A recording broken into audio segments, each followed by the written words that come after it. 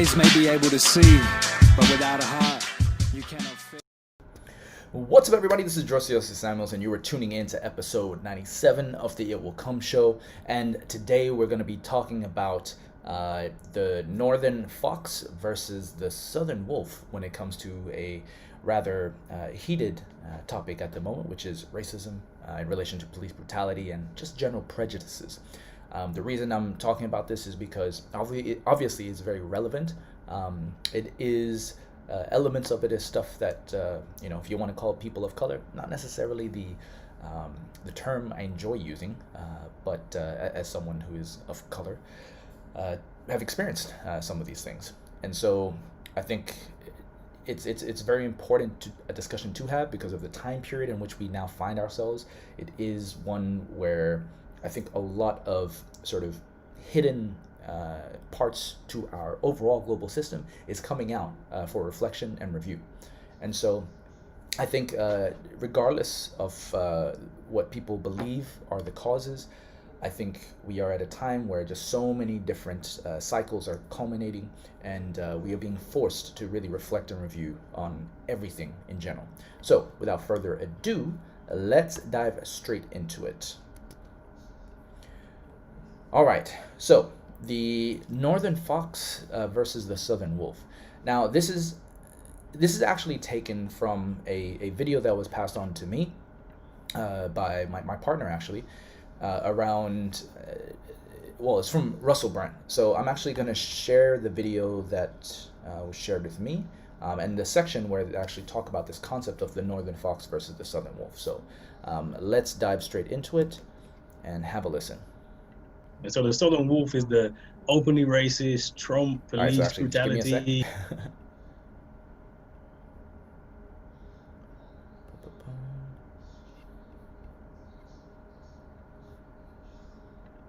He calls it the bloody jawed wolf. And you can see that really clearly. And that's what we've always responded.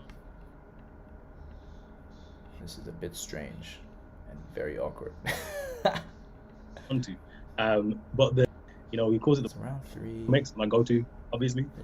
Talks about the difference between the southern wolf and the northern fox. And so the southern wolf is the openly racist, Trump, police brutality. He calls it the bloody jawed wolf, and you can see that. So really actually, and that's what we've always to confirm if you can hear anything but or the not. bigger problem actually is the northern fox. That's Malcolm says they show you their teeth, but they pretend they're smiling.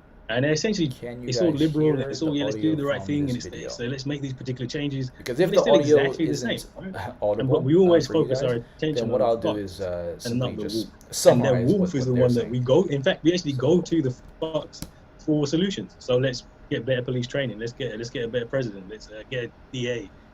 They're all part of the same problem, right? And until we actually start looking at the bigger problem, is that how do we reshape and reorganize society? We're just going to keep again and again and again. You're going to get the same outcome. Okay, so yeah, I'm not too sure if you guys. Okay, great. You guys can hear. Whew. Thank you very much, Nikki, for sharing. This vivid, obvious example of brutality and racism, the George Floyd murder, has come after a disturbing, but in terms of consequence, less severe example of racism, but perhaps the one that aligns with the kind of Malcolm X fox wolf metaphor that you're describing, the incident between Christian Cooper, Amy Cooper, the bird watcher, and the dog walker. How do you think that fits into the story of race on our planet at the moment? That's really something where we wouldn't have seen that interaction before, but that interaction has a long history. I mean, if you go back to Emmett Till being lynched. So I will stop it there, but only just to go over what they were talking about before, right? Which is the northern fox and the southern wolf. So the northern fox, we'll start off with the southern wolf. The southern wolf is a metaphor for essentially, as mentioned, Trump like rhetoric, where they may just be openly racist, and they don't really have any things to hide about it. And which isn't necessarily a bad thing, because at least you know where they stand, right? If you want to look at the positives on that. But the other side with the northern fox is it's a more subtler form of racism, right? And this is, I think there's that movie Get Out, which if you haven't checked it out, I highly recommend you do. But there they kind of highlight even some of the things I've experienced actually when going to the United States, right? There's just like a subtle racism, which I hadn't really felt in many other places around the world. I mean, I've had glimpses of it, but as somebody who's moved around a lot of times I would just ignore it. But it's very fascinating, right? Because now we're at an inflection point where this is coming out, and I think it's an opportunity to heal it if we decide to. So, going back to this video, the northern fox and the southern wolf, it's fascinating that we're using these animals symbolically in sort of a negative standpoint or a negative stance, right? So the fox itself is not evil, is not bad, but it is known for its cunning, and so is the wolf in many ways. But the fox has a little bit more sly, is a little bit more sly. And so, on the surface, you will have people who will smile, who will say things like, yeah, I'm not racist, which I have heard, which is very interesting, because before I think I also used to just sort of not give it much thought, right? Just ignore it. But, it's definitely, again, something that has been highlighted during this time period. And so, if you look at the symbolism of the fox, there are many positive aspects to them.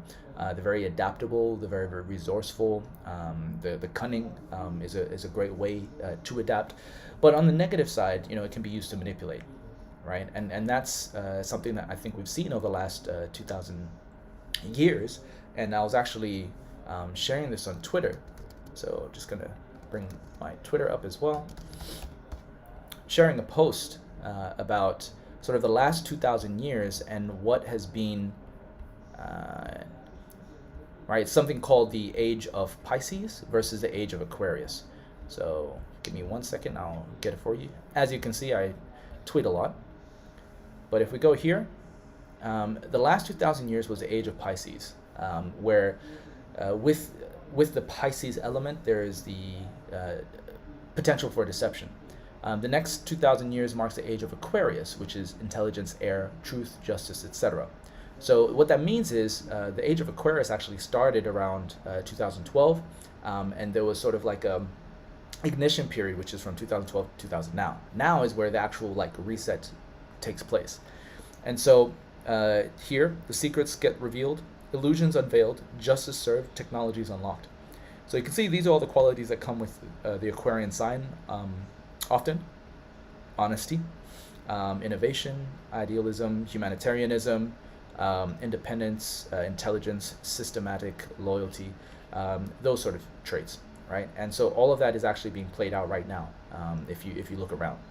And so I make a sort of statement or a stand as well that astrology is not to be mistaken with shoddy magazine horoscopes, which is what a lot of people think about, especially in the more scientific communities and the rational minds, right? They always think astrology is like, oh yeah, those horoscopes, which are so general and vague. But if you actually look, for all you scientists out there and those who love your scientific method, if you actually look into astrology and do your research, you'll find there's a reason why that this system has lasted or been around for a long time, because it's based on the science of cycles. And so with sort of the Aquarian age coming out, there's also been an increase in interest in this particular quote-unquote science. And so for me, really, I just look at it as oh, that's interesting, in terms of some of the stuff that you can find out from these patterns, and relating it as sort of a meta thing over what we're experiencing now. So everything that we're seeing that's coming out in regards to George Floyd, in regards to the discussions of racism, etc. The reason why the racism aspect will come out is because of the last 2,000 years and just the whole system of slavery.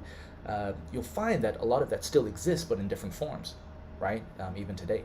And it's that whole sort of master-servant or master-slave relationship that continues to play out. And so right now, the veil is being unlocked for a lot of people, or is being lifted, right? And so a lot of illusions, if you think back over the last 2,000 years, there are things around secret societies, right? As we are also seeing now, all the secrets around the pedophile rings, or even child trafficking, that sort of stuff, for organized religious groups. Shocking, But that all came with this Pisces age in the past, right? So the Pisces also has a lot to do with the emotions, water, but it also means it's easy to deceive people. And so right now in this next age, you have to get ready for a lot of harsh truths coming out. And that is what we are now seeing. So yeah, the Sly Fox. I'm putting this quote if you're a Game of Thrones fan, and the reason for that, right, is very relevant to the wolf. In winter we must protect ourselves, look after one another. When the snows fall and the white winds blow, the lone wolf dies, but the pack survives. Now, you might not be able to see completely, unfortunately. So let me see if I can. There we go. But the pack survives. Yeah. So, with this, what I've seen in the United States, right, which I find fascinating, is there's sort of a lot of there's a lot of fear around the idea of socialism. There's a lot of fear around the idea of communism making its way into the United States, and the United States has prided itself on individualism for a long time, but there's been a surge in what a lot of folks may call collectivism, and I think this has everything to do with the fact that extremes always play out, and understanding that one thing, I'm a fan of wolves. So if you've been watching my my show, I've talked a lot about the power of wolves, the power of packs, etc. But there's also been a lot of misconceptions and misunderstandings. So even if we look at the fox, right, and how even in our languaging we often in our languaging we often associate these things in a not negative context, like with the wolf as well. It is often being seen as a creature of the night, is being seen as something that is something to be afraid of. But with knowledge comes understanding, and the Aquarian age is a time of knowledge and understanding. So with the wolf, the lone wolves out in the wild don't last long, and you could apply this technically to the United States right now. The focus on individualism is commendable, right? But they got half of the solution, or half of it right. In Rudyard Kipling's The Jungle Book, there is a particular quote that I often cite to people. The strength of the wolf is the pack. The strength of the pack is the wolf. The United States, I think, put the strength of the pack is the wolf. They focused on that, right, as a collective. And of course I'm generalizing. I'm looking at it as a collective, right, in terms of their culture and what they're known for by others looking in. The strength of the pack is the wolf. But just before that, the strength of the wolf is the pack, right? And understanding this, you understand the power of the wolf itself. There's a very interesting, if you look into the history of the United States and even their relationship with wolves, there was a time period where the United States actually almost completely wiped out all wolves from their lands. And Native Americans actually said, the fate of the United States depends on the fate of wolves. Reason being, wolves are, even though they're known to be predators, they are also balancers and ecosystem harmonizers. And so this has everything to do with nature and understanding the relationships between all sides. As soon as you go to the extreme of one or the other, you fall into problems. And the United States is literally a showcase of this. And so, in my opinion, I think there definitely needs to be a point where the two sides come together and they work together. So right now they're looking at this conflict, and if you look at the way that the United States has been built, right, it was out of that conflict between the North and the South, right, and the whole system of racism was there since the beginning. So that's part of the psyche. And so, sort of my hope for the United States is that, if we're going to use this analogy of the wolf and the fox, then use it in a way that shows them coming together, right? Because at the end of the day, both the wolf and the fox, even out in nature and even out in the wild, they share the same kill, they share the same environments, but there may be a respect, for their parts to play. And I think the United States needs to remember that as well. And again, just the side note is that I am somebody on the outside looking in, right? But I have also been influenced by American culture, by Western culture, And so there's a lot that they have to offer and share, right, with the world. But if you look also, there's this ancient prophecy as well, I think from South America, called the Eagle and the Condor. So if you haven't heard of this too, I highly recommend you check it out. And I'm gonna just bring up the image for you. So let's bring that up here. Open image in your tab. Now, that image is horribly pixelated. But essentially what it says is, the day will come when the eagle and the condor will fly together in the same sky, wing to wing, and the world will come into balance. This is, taken straight from the prophecy books, I think from Pachamama. Yep. So it's an ancient prophecy of the Amazon that speaks of human society splitting into two paths, that of the eagle and that of the condor. The path of the condor is the path of the heart, of intuition, and of the feminine. The path of the eagle is the path of the mind, of the industrial, and the masculine. You can look at North America and South America as a showcase of this, right? So let's bring that up larger for you guys. Okay, right? So if we look here, the eagle and the condor prophecy of the Amazon speaks of human societies split into two paths, right? It says that 1490s would begin a 500-year period during which the eagle people would become so powerful that they would virtually drive the condor people out of existence. This is the West, right, or the North in this case, but just Western civilization. This can be seen in the conquering of the Americas and the killing and oppressing of the indigenous peoples in the subsequent 500 years. Again, this is a prophecy from way, way back.